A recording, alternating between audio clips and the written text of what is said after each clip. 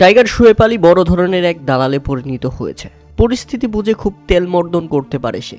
প্রিয় দর্শক, আপনাদের মনে আছে নিশ্চয়ই ভারতে অনুষ্ঠিত বাংলাদেশ ভারত ম্যাচে ভারতীয়দের কাছে শারীরিক নির্যাতনের শিকার হয়েছিল সে, এবং এটা নিয়ে বিসিবি তার পাশে দাঁড়িয়েছিল। বাংলাদেশি ক্রিকেট সমর্থকরা তার পাশে দাঁড়িয়েছিল। এখন সেই শোয়েব আলী বলছে ভারতের মাটিতে টি-20 বিশ্বকাপ যেন খেলতে যায় বাংলাদেশ। মিডিয়াতে এসে ঠিক এভাবেই তেলমর্দন করছে সে। আপনারা মনে করতে পারেন শোয়েব আলী একজনের নিকটস্থ লোক হতে পারে, কিন্তু একটা কমন সেন্স থাকা দরকার। সবসময় তেলমর্দন করলে তো আর হয় না।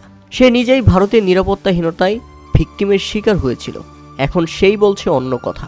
বাংলাদেশ বিশ্বকাপে অংশগ্রহণ না করলে আইসিসি বাংলাদেশকে কম ম্যাচ দিবে, এই কথা সে কোথা থেকে পেয়েছে? আইসিসি আমাদের কম ম্যাচ দিবে সেটা বড় বিষয় না। আমাদের বড় বিষয় হচ্ছে ভারত আমাদের প্রপার নিরাপত্তা দিতে পারবে কিনা। আমাদের দেশের স্বার্থে সাময়িক ক্ষতি পুষিয়ে নেওয়ার মানসিকতা আমাদের সবার মধ্যে আছে, শুধু এই সব দালালদের মধ্যে নেই। কারণ যেখানে পুরো জাতীয় ক্রিকেট বোর্ড ভারতের সাথে আপোষ করতে রাজি নয়, সেখানে শোয়েব আলীর মতো ছোকরা মিডিয়াতে এসে ভারতের গুণ কীর্তন করে। এদের মতো দালাল দেশে থাকলে এই জাতি কোনোদিন মাথা উঁচু করে দাঁড়াতে পারবে না। এরা দাসত্ব পছন্দ করে, প্রভুত্ব মেনে নেওয়া এদের অভ্যাস। এখনই সময় এদেরকে সুন্দরভাবে আপ্যায়নের ব্যবস্থা করা। ক্রিকেট ভক্তদের প্রতি আমাদের অনুরোধ থাকবে, এই দালাল শোয়েব আলী কোনোভাবেই যেন বাংলাদেশের ক্রিকেট মাঠে প্রবেশ করতে না পারে।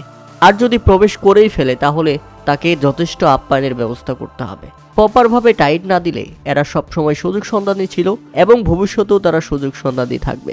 কেননা এরা তো চায় বাংলাদেশ বিশ্বকাপ খেলতে না গেলে স্পন্সর বন্ধ হয়ে যাবে, তাদের টাকা আসা বন্ধ হয়ে যাবে। মাঠে না গেলে শোয়েব আলী তো আর চলে ফিরে খেতে পারবে না। ক্রিকেটটা আছে বলেই তো সে ক্রিকেটটাকে ব্যবহার করে চলে ফিরে খেতে পারতেছে। আপনারা যতই বলেন ক্রিকেটের প্রতি তার ভালোবাসা, না, ক্রিকেট থেকে তিনি টাকা ইনকাম করতে পারতেছেই বলে তিনি ক্রিকেটের প্রতি এত ঝুঁকে আছে। কই আপনি আমিও তো ক্রিকেটকে অনেক ভালোবাসি। কই আমরা তো কখনো বলিনি যে ভারতের দাসত্ব মেনে ভারতে বিশ্বকাপ খেলতে যাও, ভারতের সাথে আপোষ করো। যে ভারত আয়ারল্যান্ডকে 25 কোটি টাকা দিয়ে বাংলাদেশের সাথে যেন গ্রুপ পরিবর্তন না করে আয়ারল্যান্ডকে পর্যন্ত কিনে নিয়েছে, বাংলাদেশ যেন শেষ পর্যন্ত বিশ্বকাপ খেলতে না যেতে পারে। এই জন্য ভারত কত ধরনের ষড়যন্ত্র করতেছে। আইসিসিকে পুরো নিজেদের নিয়ন্ত্রণে নিয়ে ফেলেছে। পাকিস্তান যেখানে আমাদের পাশে এসে দাঁড়িয়েছে, অন্যান্য দেশ আমাদের পাশে এসে দাঁড়িয়েছে, সেখানে বাংলাদেশে কিছু দালাল তারা নিজেরাই বাংলাদেশের পাশে থাকতে চায় না। এই ব্যাপারগুলো সত্যি খুবই দুঃখজনক।